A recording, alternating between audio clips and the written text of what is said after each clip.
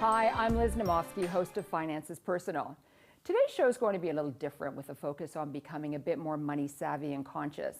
We'll be covering topics that are important to us and part of our everyday lives. Things that we do on a daily basis that contributes to our debt, such as women in social media. There are also many types of loyalty programs. Everyone is part of some sort of a program, and are they worth it? And what is our biggest money waster? And what can we do to change it in order to keep that money? And financial literacy. Even though we have all of the information at our fingertips, we are at our highest debt level ever. Is financial literacy failing us? Joining me to answer all of these questions is Kerry Taylor, creator of Squawkfox.com, a blog where personal finance is sexy, delicious, and fun. So Kerry, welcome to the show, and I love your tagline, sexy, delicious, and fun. How did you come up with the blog? Well, I started in around 2007, just before the market crashed, because I noticed that there wasn't a lot of accessible and interesting financial information out there. And I wanted to help my friends explain to them how their work benefits worked. So I thought, why not make it a little spicy, a little interesting? And I've kept that tagline the whole time. But I've covered over the years everything from how to buy a house, should you buy a house, to the cost of being a girl. So I did the math and said, hey, having a period's really expensive. Can we, save money somehow? And no one else was covering this. So while the media said, hey, you should have a budget, I created downloads on my blog for people to create a budget. The media said, hey, you should get a job. I'm like, well, I'll create resume templates and help my colleagues and friends find work. And it's just taken off since then because it's practical, it's useful, and it's relatable. And the thing is, it's for women. And I think that's really important because when I put together the show, I wanted it to be a powerful tool for women. And my goal is to have all women on the show and talk about women's issues as well as men's, like regular issues as well. But I think it's really important. I went on your website and you do tackle everything. And we all need help. I mean, we're all good at what we know and what we do. But we all need help in outside sources, like the resume template, the budgeting template. I mean, that's brilliant. How to meal plan, how to shop secondhand economy when you're raising kids. My husband, he took parent leave. So I talked about when your husband doesn't go back to work or if your husband stays home to raise kids. So all these things with the first person and relatable experience, it wasn't out there. And I think a blog is a really good way to connect with people in that way. And since then, I've become a writer for the financial media. I have a journalism and a computer science background. So I do the math and I tell the stories too. So it's helped a lot of people. So I've been really happy. One thing I like about your blog, like I know when I go shopping, and we talked about the secondhand economy, we're going to talk about that as well. But I know that when I go shopping, I make sure that everything's on sale before I purchase it. And that's just the way I've run my life. And I looked at the way you talked about the parka. The puffy parka. The puffy parka, and I'm not even going to... $600 puffy parka. Right, and it's like how many times, how many hours do you have to work in order to purchase this? Because we're in an era now where people want something and they just go buy it without even wondering about the consequences of debt or how much it's really going to cost them. So explain that, because I love the way you had put that together. Mm-hmm. Well, impulse spending is the misfortune of the saver. That's where most of our money goes. We go out there and we impulsively spend rather than stop and think. So I thought, well, hey, if everyone in Toronto or across Canada is buying this very expensive puffy parka, at the time it was about $700, I said, why not do some math? Why not sit down and look at how many hours of work it takes for you to earn that puffy parka, and then decide if, by relating the time you spend earning the money, if it was worth the time you were going to spend wearing it. And it really tapped off this whole huge debate, because how much money you earn depends on what job you have, where you live in Canada, if it's worth it. Maybe it's cold out, maybe you work outside. And for me at the time, I was living on a rural ranch in rural British Columbia. Mm-hmm. So our currency was cattle. So how many calves did you have to sell in order to earn a puffy parka? And on the farm, it was 2 calves, or it was 88 bales of hay. And I'm like, well, that's not relatable for city folks, so let's convert that to actual dollars spent. So the amount of money you spend really depends on you, your personal situation, and whether or not that item you're going to spend your money on is actually worth it. So it was an interesting conversation. Well, the other thing too is you can amortize it over how many times you've worn the piece, because that's what I do. If I buy something, which I only buy on sale, I look at it and it's like, oh, I've worn it 4 times. It's cost me $25 or whatever it is. And that makes me feel good. Well, what about a wedding dress? I mean, most people only wear that once. So then you've got to have that, heart to heart with yourself to see if wearing it that one time is worth it. Whereas a winter coat, you can get multiple seasons out of it. So it really depends on the item, the situation, and how much it takes you to earn that cash. So I want to go, you just talked about a wedding dress. Let's go to women in social media, because that's a huge topic right now. And it is a major reason why certain women go into debt. Well, yeah, you've got Facebook, you've got Instagram, you've got Twitter. I mean, I love these places because you go there and you see how wonderful everyone else's lives are. Everyone has a perfect life. It's this perfect filter, right? They go out for brunch, they have the best clothing, they buy all the high-end makeup. Their kids are wearing the best clothing, they've got all the nice strollers. And yet, when you scratch the surface, you wonder, well, how much does all this cost? So, we're all on social media, we all see it. And I struggled with this too, because there's this thing called FOMO, the fear of missing out. And studies started coming up saying we're spending money because we have a fear of missing out on that item. So we see our friends have it, we want it too. And millennials are really buying into this because they've grown up with the social media and they're being triggered to spend more than what they have. So half of millennials say that they deal with FOMO. They have this anxiety and emotional feeling that they're missing out on buying something awesome, and they feel that their current situation isn't measuring up. So they'll go out and spend the money and buy that cool makeup or dress or whatever it is to keep up with the Joneses, is what the other generations used to call it. But the difference is the Joneses were next door neighbors, so you could just look over the fence and see that fancy car they have. But with FOMO and social media, we're exposed to it 24 hours a day, 7 days a week. It's continuous scroll. We're constantly berated with how much we don't have. So it's a real problem because millennials are spending about 24% of their debt, 25% of their debt is because they're overspending to keep up and to not have the FOMO. So it's a huge challenge. What really, I was going to say freaks me out, but what I don't understand is they have anxiety because of the fear of missing out, but they don't have the anxiety because of all the debt that they're accumulating. Oh, they have both. For sure, but no one talks about the debt they're accumulating. There's no cool filter, right? Isn't fit in a perfect little Instagram square. Look at my debt that I have because of Instagram, right? They should actually. Well, they should, right? So people should talk about how much they're overspending. And we're being influenced by the influencers and the marketers and the bloggers and all the people that are getting free stuff to promote it. So it's really a challenge. It's really hard, and there's no easy solution to it. It's not a simple problem to tackle, but I mean, there's a 2-step process. And the first thing, turn off social media. Anything with continuous scroll is going to make you feel bad, and we all have the anxiety and feeling. I've had the anxiety and feeling with it as well. Turn off notifications, consume less social media. We spend about an hour and a half daily on all these different platforms, and it doesn't make us feel any better about ourselves. So why not consume less? Delete the app. Don't even look at it. That's a good idea. So hold on to that thought. Kerry and I will be back after the break to answer more of your questions about personal finance here on Finance is Personal.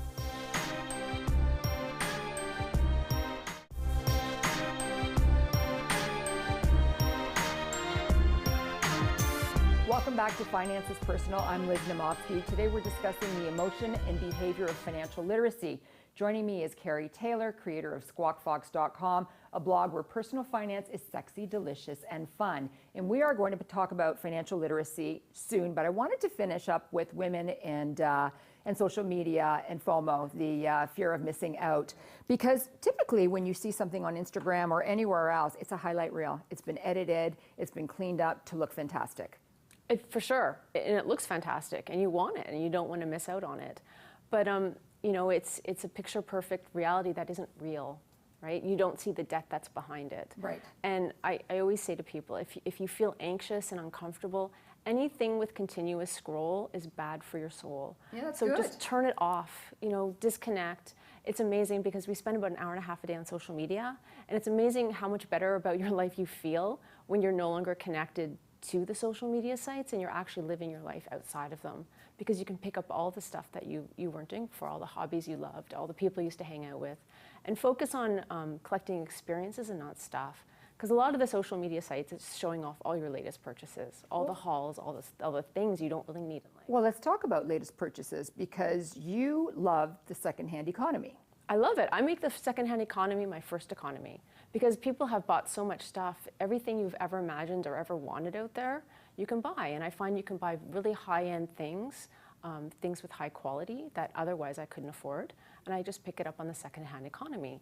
And I learned this when my daughter was born because I couldn't believe how expensive kids stuff was, like the strollers, the swings, all the stuff, right? And I saw like these things only have a short duration of time in a family, so they were resold. So I picked up my daughter's stroller for $250, and after we were done with it, a few years down the line, I sold it for $250. Perfect. And it was like no loss. Her clothing, I'd go to there was mom groups on Facebook. I would join those, buy the gear, resell the gear. It became a really easy avenue to deal with all the stuff I no longer needed or the stuff I did need. So it became really useful. And I thought, well, if it's good enough for my daughter, it's good enough for me. So I started investing in higher quality clothing and shoes, and I would buy it on the secondhand economy. So I would go to women's thrift stores, consignment stores, and I found this whole world that I wasn't able to access before. So everything I'm wearing today is secondhand. Well, it's gorgeous. My dress, my shoes, everything. I always say my knickers are new, but other than that, I have a rule. I have something called the 80-20 rule. I buy 80% of my stuff used and 20% new. And I feel like this is a really good system going forward because it makes you look at things in a store differently. It's like, I wonder if that's available in the secondhand market. And I wonder if I could save anywhere from 50 to 100% by buying it secondhand. And the funny thing is I noticed that half the stuff I was looking at still had tags on it. It wasn't even worn, it wasn't used. It was just collected. So I managed to pick up brand new things for a fraction of the cost. And it's easier to resell it because then you don't absorb all that depreciation. So it's good. Funny, you talk about the secondhand economy. I won't buy anything unless it's on sale. And that's my thing. I mean, when I was growing up, I remember I was looking for, I was in school and they wanted us to get credit cards so that we could get establish credit. Oh, the plastic people showed right? up on campus, right? Yeah, and they so do that. at that time, I can't remember if I was 17 or 18, I needed somebody to co-sign. My father had to co-sign. And my father said, no, I'm not doing that. Cash is king. If you can't afford it, you don't buy it. And so I've lived my life that whole way. And I think, why should I? Lesson. I think so. But people don't do that anymore. And I also think, why should I pay full price for something when I can get it on sale?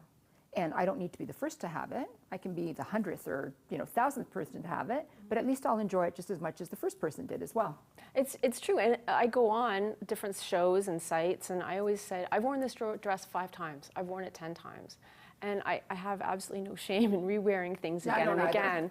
I'm just like, yeah, I wore that to your show last time, or I went to this party with this, And I've made the point, as even if it's secondhand, it's not used up. It's still great, and you can usually invest in better quality items, higher quality fabrication, cooler pair of shoes, that have been lightly stepped in, and I feel great. It's funny, Kerry, because I was talking to a friend of mine who runs an organization, and she said she struggles with the fact that always getting her hair done, always getting her nails done, and then always trying to have a brand new outfit because she is on so much social media, whether it's Twitter or Instagram, Facebook, because she's at all these other events. And I basically said to her, who cares? Who cares if you wore that dress 10 times? It's all in her mind. She's trying to give FOMO to other people, probably. It's like, look at me in a great new dress. I think it's fun saying, hey, I wore this dress this many times. Rather turn it around, switch the script and say, hey, we can do this a different way, guys. You don't have to always have the latest and greatest. You can show, I'm a uniform dresser. I'll wear the same thing all the time. And there are women that do that. They wear the exact same outfit to work. They'll have 5 white blouses, 5 pairs of black pants, with the same belt, same getup, same little cardigan or sweater, and they wear the same thing daily, the same look. It's called uniform dressing. And there are groups of millennials that are doing this as a way to fight back against the overconsumption and overconsumerism of women's clothing. Okay, so let's overconsumption, overconsumerism. Let's go to loyalty cards now. Oh, okay. Because there's so much out there. Everyone's got a loyalty card or 12 or whatever it is. I don't know what the number is. Canadians love loyalty programs, right? You can't even get into a store and make it through cash out with having someone asking you for your loyalty program. And Canadians are members of around 13 programs each family. So this includes credit cards and big plans as well. So you've got Air Miles and you've got PC Points or PC Optimum, and it goes on and on and on, right? So you can't make it through checkout without a cashier saying, hey, swipe your card. And I think it's a real challenge because at some point, we're just focused on collecting points. We forget that there's dollars behind those points. That's what I was going to say. Doesn't that actually help people spend more money? They end up buying products that they don't really need because they have to get to the $50 or $75 threshold. Of course. I mean, marketers know that Canadians love loyalty programs, and it serves the bottom line of the retailer that has the program. Of course it does. There's nothing free in life. So I mean, about 66% of consumers will overspend to get to the next loyalty level. And retailers know that if you're a member of their program, you're likely to spend 12 to 18% more on your purchases. And the other thing I wanted to talk about before we go to break, nothing is free. No, it's not. I mean, if something is free, it's because you are the product. You're handing out this information to retailers. It is your information, your buying habits, your shopping habits, your redeeming habits. This is all the information that retailers are collecting on you. So if you think something's free because you're cashing in a reward, think again. You are the product. Nothing is free. So we'll be right back after this break to find out more about feeling financially secure here on Finances Personal.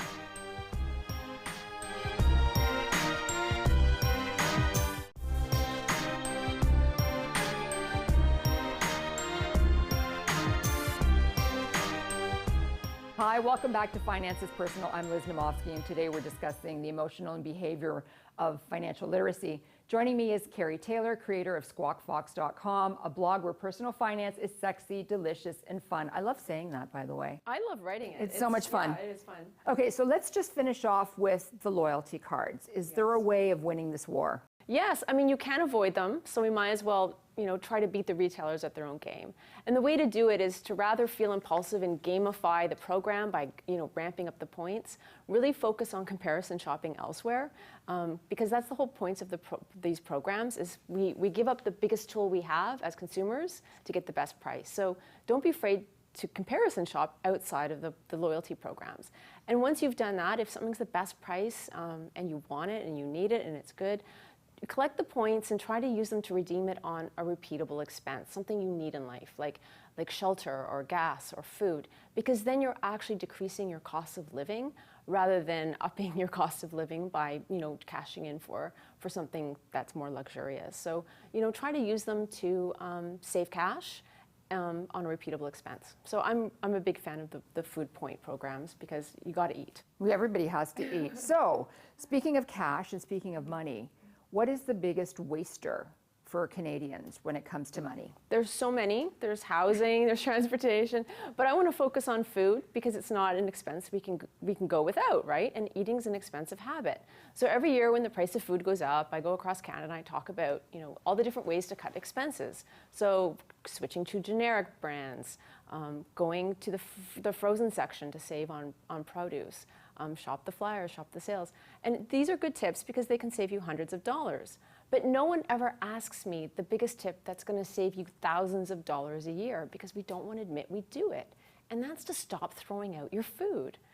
Canadians are trash-tastic. We throw out about a quarter of our grocery haul every year. And that adds up, depending on the size of your family, it can add up to about $2,400 a year. And it's huge, and we all do it, and no one talks about it. Well, the sad part is there are so many starving people out there too, and a lot of Canadians that don't have food. And yet, we're doing this, and we think by composting it. I was on a call-in show, and a woman says, "Oh, but it's okay, Kerry, I compost." And I go, "But that hasn't solved the problem. All you've done is make really expensive soil. So you need to counter this food waste at the grocery store. Know how much food you need in a week. Don't overestimate by purchasing more because it's on sale or because it looks delicious. You need to be real and really understand how much food your family's going to consume that week. Go through your pantry and your shelf and see what stuff you've thrown out in the past and stop buying more of it. If you notice you're throwing out 2 apples every week, buy 2 less apples. I mean, it's really common sense. And that's why it's such a weird thing to talk about, because I don't think anyone goes into a grocery store and says, I'm going to buy all this delicious food today and throw it out 2 weeks from now. Right. It confounds logic. So I think we're making a lot of mistakes there, and I think they're easily correctable. I think the first thing families should do is start with like a food waste diary and see what's actually being thrown out. Own up to it and see where the financial leaks are. Actually, that's a really good idea. And I remember reading your blog, and you were talking about olives. Olives, the olive rule. So maybe you should explain that too, because that's really important as well. Well, and that's a sneaky thing as well, because what the olive rule is about, something I made up, is when you don't realize how much you're spending on a certain item. I mean, you may love it. So my husband and I were into olives. We added olives to everything, chicken, stews, salads. It seemed like a really great thing until we added up the cost of how much we were spending on olives every month. And it was like $30, $40, $50. And I love olives, but I don't need to spend $500 a year on them, right? So we, instead of, keep buying them at that rate, we just decided to buy less. So, Right. That's the flip side of food waste, is looking at exactly where your money is going and deciding if that's the best use for it, especially at the grocery store. Yeah, you know what? That's a really good idea. And the thing is, too, sometimes it's harder, especially if you all of a sudden you've got work lunches and work dinners, and you've already decided this is what you're going to allocate for your food for the week, and then you come home after 2 weeks and you're like, you haven't been home, and sadly, you have It's to purge wasted. it. Yeah. Right. So, you need to plan ahead. So a little bit of meal planning goes a long way. You're going to save thousands of dollars a year by not doing this. And it makes sense. So you just need to go into the store and be honest. Am I going out this week? Don't pretend that you aren't going out if you are, and just buy less. So the last thing I want to talk about is financial literacy. And you were saying there's so much information out there at everyone's fingertip. I mean, people are trying to teach everyone something about financial literacy. It's great, right? It is, but it's broken, or it isn't working. Well, I don't know. Like we have a financial literacy month. We have a financial literacy leader. We have financial literacy in our libraries. There's programs. Kids are learning at Sesame Street. It's being incorporated into the schools. You can go anywhere and you can get financially literate. The banks are offering it. They all have their content hubs. So what's wrong? We've never had more debt as Canadians. $1.71 per person for each dollar that you make. I know. Crazy. That's a lot of money, and that includes consumer credit card debt, line of credit, home equity line of credit. I mean, the average Canadian home equity line of credit is around $70,000 now. So if we're so financially literate, why are we having so much debt? And I think part of the challenge that I've noticed by writing about financial issues for over a decade is that there's a disconnect between knowing the math and the logic and actually applying it. So we're missing a step, right? So there's a bit of behavioral finance, I think, that needs to be incorporated into people's knowledge when it comes to financial literacy to make better choices using the logic to apply it to the emotion. Kerry, thank you so much for being on the show today. Thank you. The two things that we've learned today is that the fear of missing out largely contributes to our debt problem, and that people are intimidated by investment decisions. Debt and fear are two emotions that contribute to the lack of financial literacy. And the problem with the lack of knowledge is that it's more costly for your financial future, especially for women, because we tend to live longer. So even if you think personal finance is complicated, speak with someone, go onto a blog like Kerry's and ask questions. Take control of your finances and don't waste your hard-earned money. I'd like to thank Kerry Taylor for joining me today, and for you, our viewers, for watching. I'm Liz Naumovski. Bye for now.